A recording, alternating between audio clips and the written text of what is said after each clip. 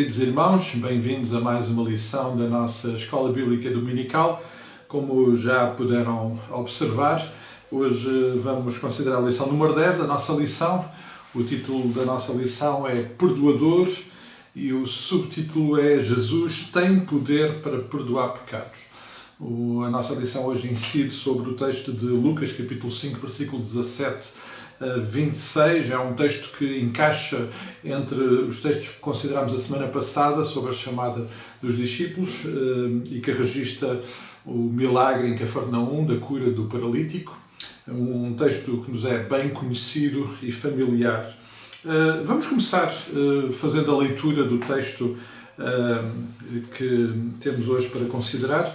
Então vamos ler Lucas capítulo 5 e vamos começar a ler a partir do versículo 17.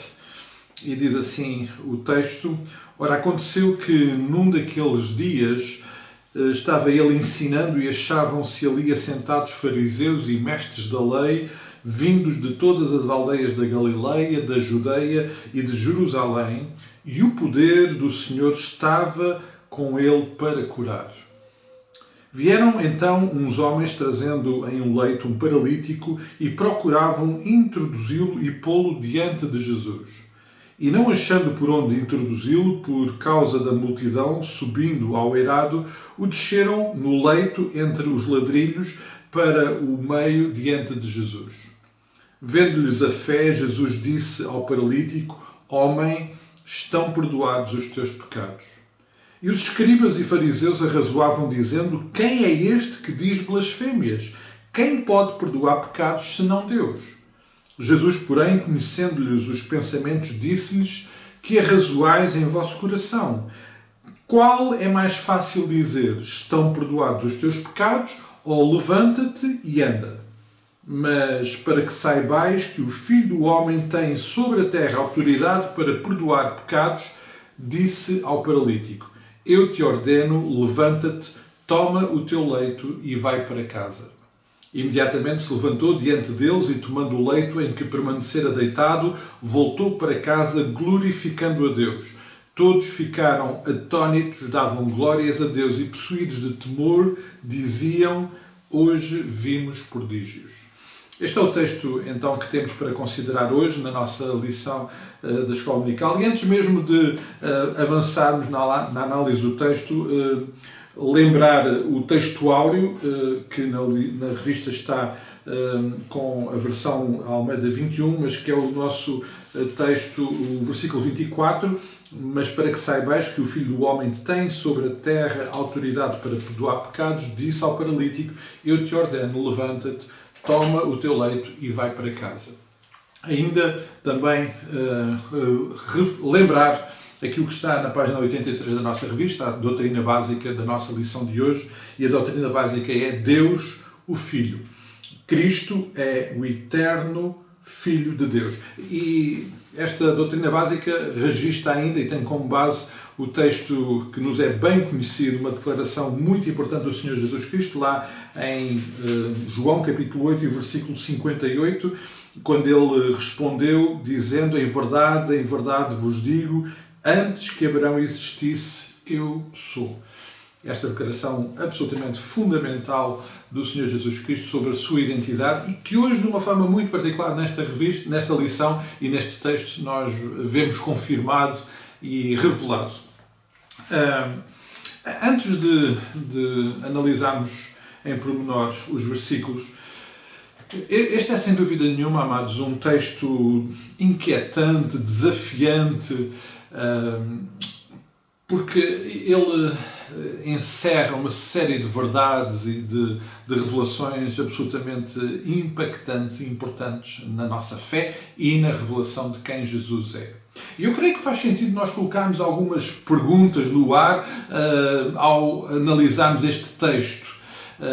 Até porque por vezes podemos nos perder realmente a essência e o foco do ensino deste texto e da revelação que este episódio tem sobre Jesus e aquilo que ele nos quer dizer. Uma das perguntas que podemos colocar é: qual é o foco? Em todo este acontecimento, em todo este episódio do Senhor Jesus Cristo, qual é o foco? A cura A cura de uma doença ou o perdão de pecados? Qual é a relação que existe entre estas duas intervenções de Jesus? Jesus perdoou pecados e curou. Há alguma relação entre estes dois eventos, estas duas intervenções do Senhor Jesus Cristo? Para qual estamos nós mais disponíveis? Agora pensando na nossa experiência pessoal. Estamos mais disponíveis e mais atentos para o perdão de pecados ou para a cura? Para um ato sobrenatural como o de curar alguém que está doente? E já agora, e os que estão à nossa volta? As pessoas procuram Jesus com que expectativa? As pessoas procuram o perdão de pecados ou procuram mais a cura, o sinal sobrenatural? Ainda uma outra questão que me tem feito pensar. Qual foi a verdadeira motivação daqueles homens ao levarem aquele seu amigo, aquele seu conhecido paralítico? O que é que estava nos seus corações? E o que é que realmente aconteceu? Será que aquilo que os motivava foi o que realmente aconteceu? Ou eles foram surpreendidos, como tantas vezes somos, pela intervenção e pela ação do Senhor Jesus Cristo? Com estas perguntas no ar e outras que naturalmente faziam sentido nós colocarmos, vamos olhar para o texto. Se nós nos remetemos ao início do livro de Atos, de Lucas, perdão, Lucas afirma lá a Teófilo, a quem ele dirige este texto, que tudo o que ele iria registar sobre Jesus era verdade. Era verdade. E uma das formas que Lucas usou para confirmar a veracidade daquilo que registava foi relatar exemplos da autoridade e do poder do Senhor Jesus Cristo. E ele fez isso de diversas formas e em diversos momentos. Por exemplo, no capítulo 4, ele mostrou a autoridade sobre Satanás, quando lá no momento em que Jesus é tentado, o Senhor Jesus mostra e revela essa autoridade e esse poder sobre Satanás. Também mostrou a autoridade através da sua pregação, naquele evento lá, também no capítulo 4, e estamos aqui agora a lembrar aqui alguns dos eventos que já aconteceram e que nós já consideramos aqui no estudo da nossa Escola Bíblica Dominical. O momento da pregação lá em Nazaré, onde o poder da sua pregação, o anunciar, realmente teve um impacto. A autoridade em expulsar demónios, porque também já em Cafarnaum ele libertou o endemoniado. E agora, neste texto, o poder de Jesus sobre a doença e também sobre o pecado, porque ele acaba por também manifestar essa verdade e ter essa revelação.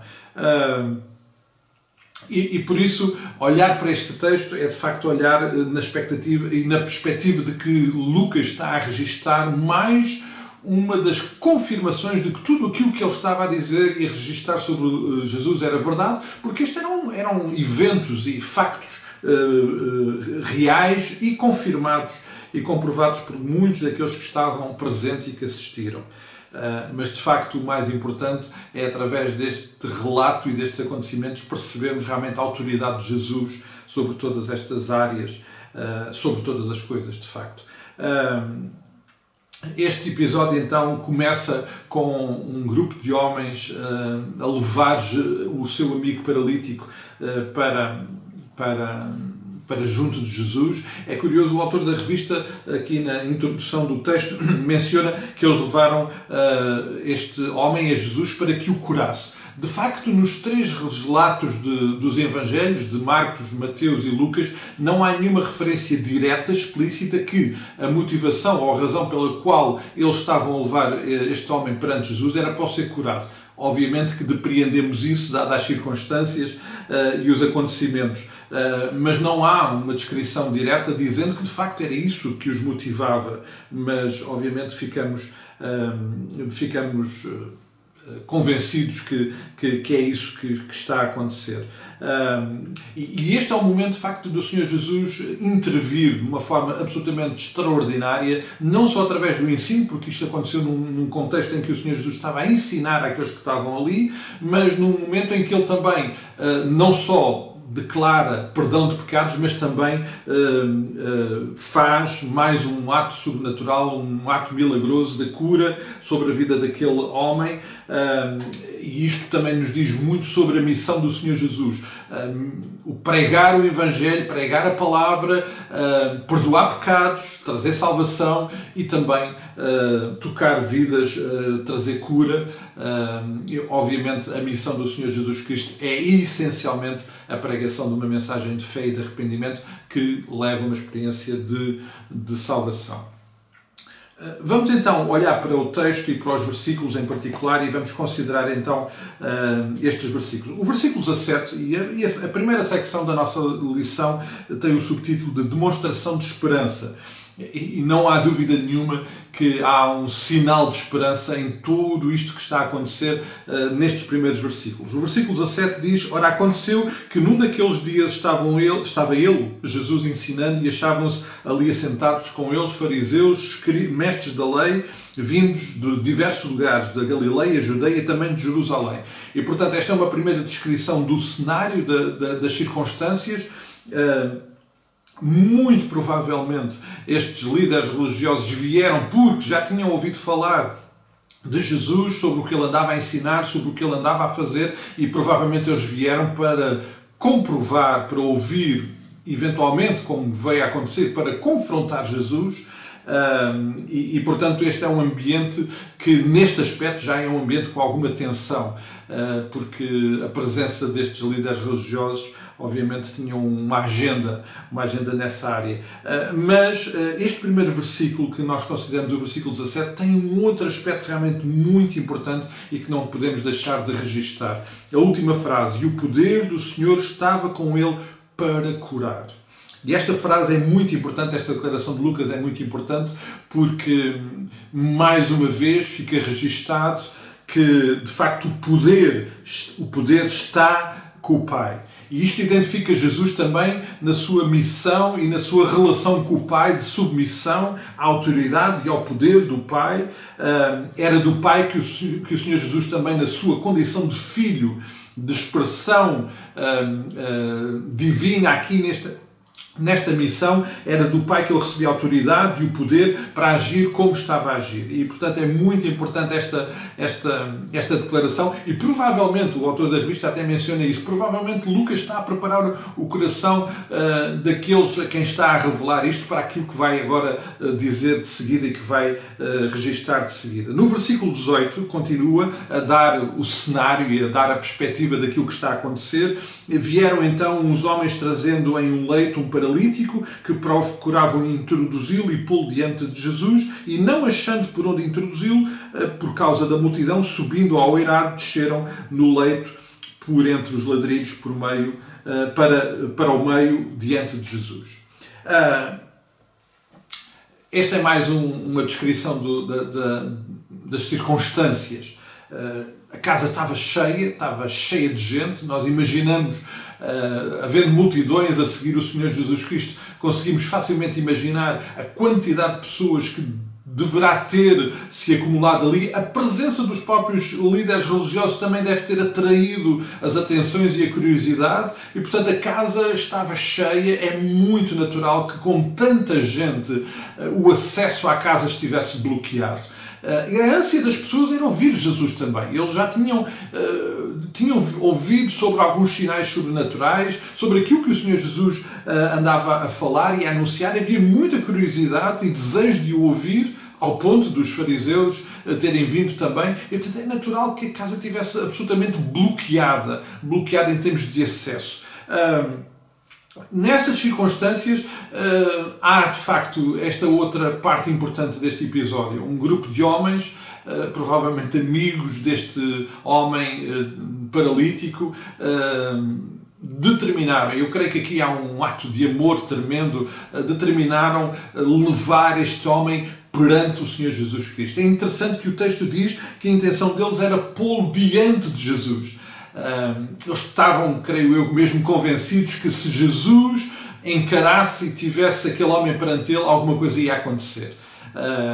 É uma excelente esperança e expectativa que estes homens tinham, e, portanto, O que o texto nos registra é que, obviamente, vindo eles com a cama, com o leito onde ele estava deitado, não conseguiram entrar dentro da casa pela porta, muito naturalmente pela muita concentração de pessoas, mas eles não desistiram, então subiram à parte de cima da casa. Estas casas na altura tinham uma configuração em que normalmente os tetos, os telhados das casas eram eiras, portanto, e normalmente eram cobertas com barro e palha que permitiam com alguma facilidade o abrir de um espaço, o descobrir do telhado, para assim fazer descer aquele homem perante o Senhor Jesus Cristo. E estes homens, de facto, são de uma entrega impressionante. Eles não desistem perante as dificuldades e as limitações e fazem de tudo para que, de facto, aquilo que eles queriam fazer, que era colocar aquele homem diante de Jesus, pudesse acontecer. Então,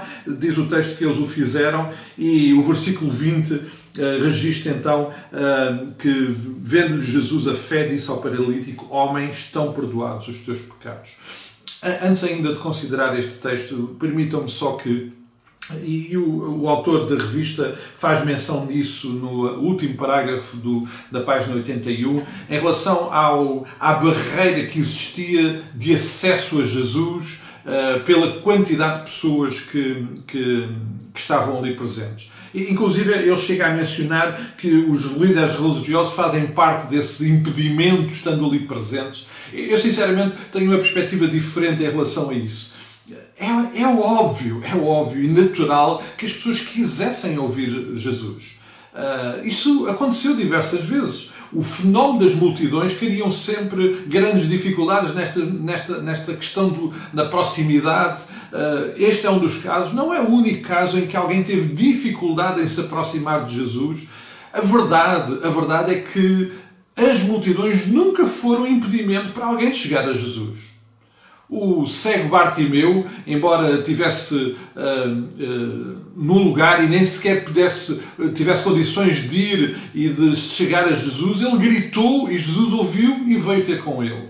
Aquela mulher que tinha aquele fluxo de sangue, que queria tocar na orla do vestido de Jesus porque tinha a fé, a certeza que tocando no seu vestido na sua roupa seria curada, mesmo com meio às dificuldades de todas aquelas pessoas, ela conseguiu chegar a Jesus. Este é mais um caso. Eu não olho tanto para esta situação como uma situação tão grave. É desejo de todas as pessoas ouvirem Jesus. E o fenómeno das multidões é mesmo este. Um grande aglomerado de pessoas cria esta dificuldade. E, portanto, nem passa pela cabeça que fosse intencional e que pessoas a quererem ver Jesus e estar com Jesus sejam um fator errado para alguém que queira chegar até Jesus. A prova é que não é, porque há sempre maneira de chegar até Jesus, e este texto é sem dúvida nenhuma uma prova evidente disso, mas não é a única que temos na palavra de Deus. Mas, como eu já tinha mencionado, o versículo 20, então, perante aquela situação, Jesus olhando para aquela cena, para aquele esforço, para aquele investimento, vendo a fé deles, e aqui está no plural, porque de facto a fé não é só do paralítico, é daqueles homens que fizeram tudo para chegar até Jesus. O Senhor Jesus realmente surpreende, e é aqui que começa uma parte importante da intervenção de Jesus neste texto. Jesus surpreende dizendo: homem, estão perdoados os teus pecados. Antes mesmo de olharmos para essa declaração do Senhor Jesus Cristo, é percebermos que esta fé destes homens foi uma fé muito ativa, muito proativa, que não desistiu, que fez tudo o que era necessário. Eles, percebendo que não era possível entrar pela porta, foram pelo telhado, eles entregaram-se completamente ao objetivo, ao cumprimento do propósito de colocar aquele homem perante o Senhor Jesus Cristo. E por isso esta é uma fé muito ativa, que nos deve inspirar e que nos deve animar a termos a mesma atitude de não desistir perante as dificuldades ou as aparentes barreiras, porque certamente quem busca ao Senhor Jesus Cristo é por Ele recebido, e obviamente o Senhor Jesus intervindo na vida de alguém, nada fica como estava. Agora, notem, estas ações, esta intervenção destes homens, esta entrega e o esforço em si não fizeram um milagre. quem curou e quem salvou, quem perdoou pecados foi o Senhor Jesus Cristo. Mas sem dúvida nenhuma que o Senhor Jesus incorporou em tudo o que estava a acontecer esta fé, esta entrega, este compromisso em levar este homem perante o Senhor Jesus Cristo. É sem dúvida nenhuma um aspecto importante, que embora nós não tenhamos poder nem para perdoar, nem para salvar, nem para fazer milagres, sem dúvida nenhuma que o Senhor nos pode usar para que esses milagres, essa salvação possa acontecer na vida de alguém quando nós temos a mesma atitude que estes homens tiveram. E de facto, aqui entra o aspecto mais importante deste texto na minha análise. É que a coisa mais importante que aconteceu ali foi aquele homem ter sido salvo dos seus pecados. Ele encontrou salvação, encontrou perdão para os seus pecados. E eu creio que é aqui que o Senhor Jesus surpreende toda a gente, quando provavelmente todos teriam a expectativa que o Senhor Jesus, como fez noutras circunstâncias, em compaixão, tivesse curado aquele homem, mas não, ele faz aquilo que era essencial. E o essencial para aquele homem era ser perdoado dos seus pecados. E obviamente, e como nós conhecemos tão bem o texto e já lemos, isto teve uma reação absolutamente violenta da parte daqueles líderes religiosos, os fariseus, os doutores da lei que estavam ali, mestres da lei. Eles reagiram imediatamente. O versículo 21 diz que ele estava a blasfemar. Quem pode perdoar pecados senão Deus? E, amados, só fazer um parênteses aqui para referir que, obviamente, eles tinham toda a razão. De facto, quem tem poder para perdoar pecados é Deus. Eles estão certos quando fazem essa questão. O único e grande problema deles é não reconhecerem, é não terem tido a capacidade de reconhecer que quem estava, de facto, a perdoar pecados era o próprio Deus. Jesus Cristo, o Filho de Deus, o Filho do homem que estava ali. E, portanto, eles estavam certos na teologia, mas estavam bloqueados no seu discernimento espiritual, estavam impedidos de ver quem de facto estava ali à sua frente, e obviamente isso é resultado de um endurecimento dos seus corações e obviamente de uma religiosidade que não lhes permitia ver além daquilo que era a sua experiência. A verdade, amados, é que eu queria só ler aqui o quarto parágrafo da página 83. Muitos ainda hoje acreditam que a divindade de Jesus é uma invenção relativamente moderna e não uma coisa que ele tivesse afirmado. As palavras de Jesus e as reações dos líderes mostram claramente que Jesus reivindicou ser igual a Deus, ou ser o próprio Deus. E este momento é absolutamente importante. E é impressionante perceber como o Senhor Jesus, de facto, surpreende. E terá surpreendido os próprios homens e o próprio paralítico. Não seria, com toda a certeza, aquela expectativa que eles tinham em relação àquele momento e à intervenção do Senhor Jesus Cristo. Quando eles quiseram colocar aquele homem perante Jesus, com toda a certeza, estou mesmo convencido disso, a expectativa era que Jesus o curasse. Mas Jesus surpreende agindo sobre ele na área onde ele, de facto, ele e qualquer um de nós precisa mais da intervenção de Jesus, que é no perdão de pecados. Mas neste momento estava um dilema criado. Estava a ser colocada em causa a autoridade e a identidade do próprio Senhor Jesus Cristo. É interessante porque o versículo 22 diz, Jesus, conhecendo o pensamento, disse-lhes: arrazoais no vosso coração. Que arrazoais no vosso coração? Ou seja, o Senhor Jesus nem espera que eles pudessem verbalizar. Ele próprio é quem coloca a pergunta: porquê é que vocês estão a colocar em causa aquilo que estão a ouvir? E o Senhor Jesus avança para o versículo 23, qual é mais fácil dizer, estão perdoados os teus pecados, ou levanta-te e anda? E esta pergunta aqui cria um dilema àqueles homens, porque eles sabiam também que para curar era preciso ter poder, e por isso há aqui um dilema E há também aqui uma questão importante. Os judeus sempre correlacionavam a doença com o pecado. Os irmãos lembram-se em João capítulo 9, versículo 2, quando Jesus vai passar com os discípulos e está lá aquele homem cego, os discípulos perguntam a Jesus: quem é que pecou para que este homem tenha este problema? Há sempre no conceito judaico uma relação causa-consequência. Portanto, alguém pecou para que houvesse uma consequência de uma doença. E o Senhor Jesus Cristo, neste momento, divide e separa claramente as coisas. E falo pura e simplesmente derramando sobre aquele homem o perdão e exercendo perdão sobre ele, mas aqui estava de facto criado este dilema de identidade. E agora o Senhor Jesus, com esta pergunta, colocando perante os líderes judaicos perante esta questão, o que é que era mais fácil, põe perante eles o momento em que de facto ele iria declarar, não só com aquilo que estava a verbalizar, mas com os seus atos, que de facto ele era o Filho de Deus. E esta declaração, muito importante, é o nosso textuário e é o versículo 24 que já lembramos. Para que saibais, para que vocês saibam, todos saibam, que o Filho do Homem, o Messias, o enviado, o Cristo, tem sobre a terra autoridade para perdoar pecados. Então o Senhor Jesus é interessante porque olha para o paralítico e ordena, dá-lhe uma ordem. É interessante esta determinação do Senhor Jesus Cristo. Eu te ordeno, levanta-te, toma o teu leito e vai.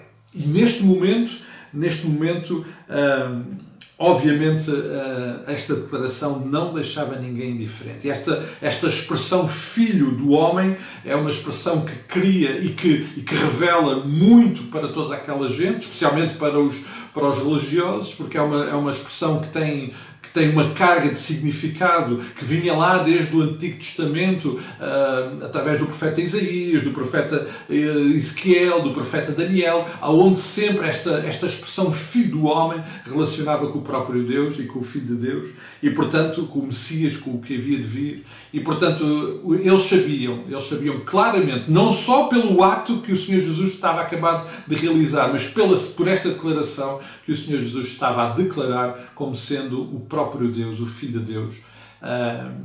E isto era uma declaração absolutamente impressionante.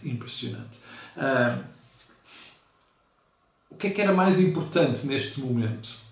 A cura ou o perdão de pecados?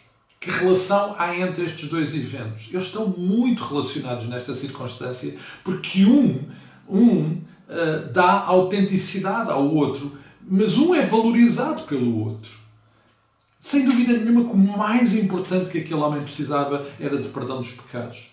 Mas naquele momento particular e específico, o Senhor Jesus quis muito usar este momento também e o ato de curar aquele homem para dar autenticidade e veracidade e selar com autenticidade, validar esta declaração de que ele é de facto o Filho do Homem, o Filho de Deus, com esta cura. E este é um momento muito, muito importante do ministério do Senhor Jesus Cristo.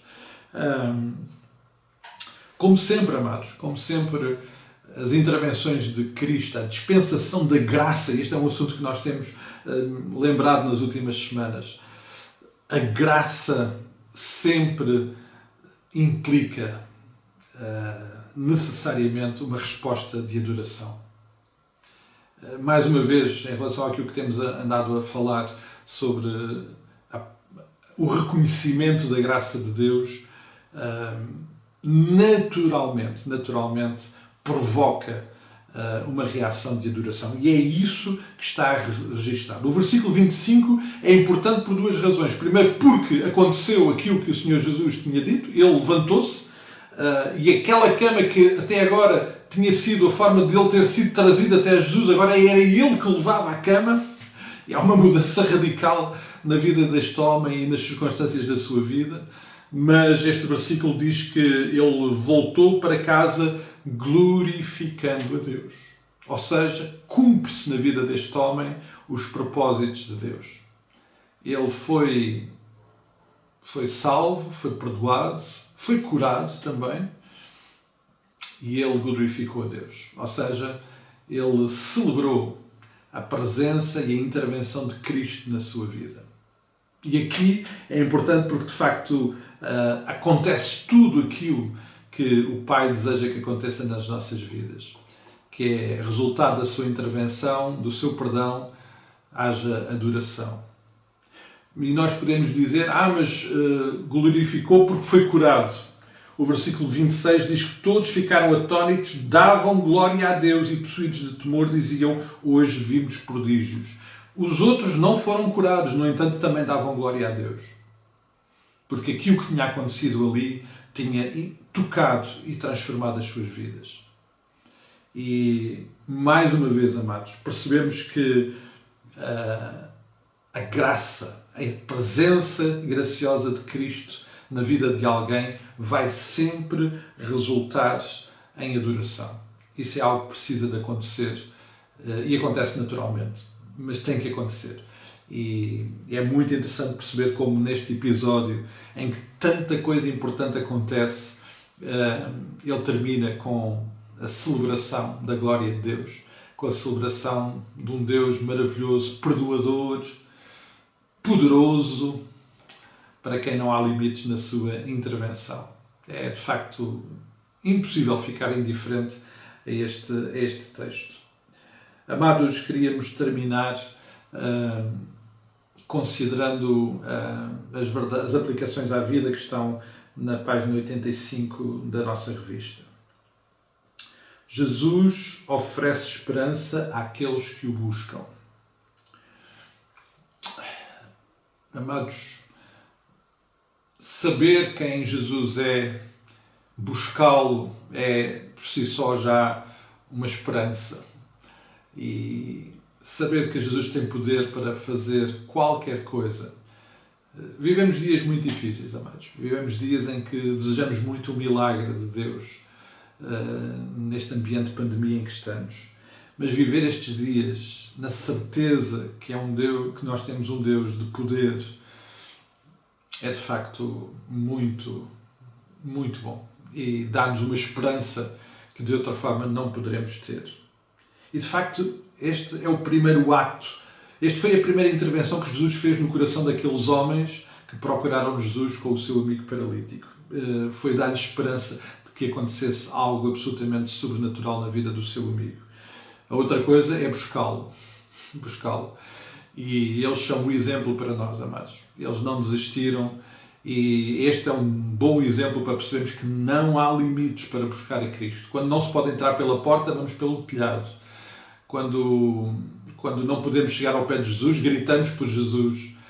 Quando não podemos passar por cima, vamos por baixo. Podemos sempre chegar a Jesus e Ele está sempre disponível para nos receber. Este texto é absolutamente sublime neste aspecto. Mas a segunda aplicação à vida diz que Jesus perdoa a todos os que vêm a Ele com fé. E eu creio mesmo que este é então o centro de todo este texto. É o perdão de pecados. Em tudo o que ele significa. Por um lado, porque acontece como resultado de quem Jesus é. O que naquela circunstância foi muito importante, porque havia dúvidas e havia necessidade de Jesus dizer quem era. Não é? Mas o mais importante é sempre, de facto, a salvação, o perdão de pecados. E Jesus não rejeita nenhum coração que se aproxima dele com fé. Nós não sabemos muitas coisas sobre este episódio. Não temos a descrição do processo, daquilo que aconteceu no coração daquele homem para Jesus declarar o perdão de pecados. Mas com toda a certeza isso aconteceu. Porque não é possível Jesus declarar o perdão dos pecados dele sem que houvesse no seu coração uma transformação, aquilo que é o centro do Evangelho, que é um processo de fé que eles manifestaram e também de arrependimento. E por isso é evidente esta realidade, embora tenhamos que depreender, porque não temos descrição do que aconteceu no coração daquele homem. Mas, sem dúvida nenhuma, Jesus perdoa todos aqueles que o buscam e que o fazem numa fé verdadeira, autêntica e viva, como nós temos também lembrado nos últimos tempos. Finalmente, os crentes devem louvar a Deus pelo seu perdão. nós devemos louvar a Deus por todas as coisas, também pelo perdão. E nós que já temos este conhecimento e esta experiência, temos mais razões ainda. Não só para o louvar, mas para sermos, tal como nós já vimos, parte do processo para que outros também o possam fazer e possam ter esta experiência. E se tivermos que levar alguém, destapar o telhado de alguma casa para que esse alguém esteja perante Jesus, é isso que nós temos que fazer. E acho que essa é uma boa forma de adorar e de agradecer o amor de Deus e de celebrar quem o nosso Deus é.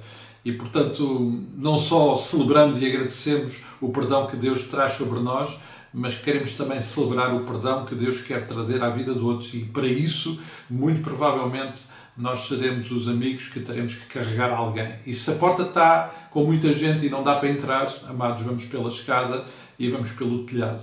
Sem dúvida nenhuma, o Senhor honrará a nossa fé e, acima de tudo, o Senhor não deixará de tocar e transformar a vida daqueles que também desta forma chegarem à sua presença.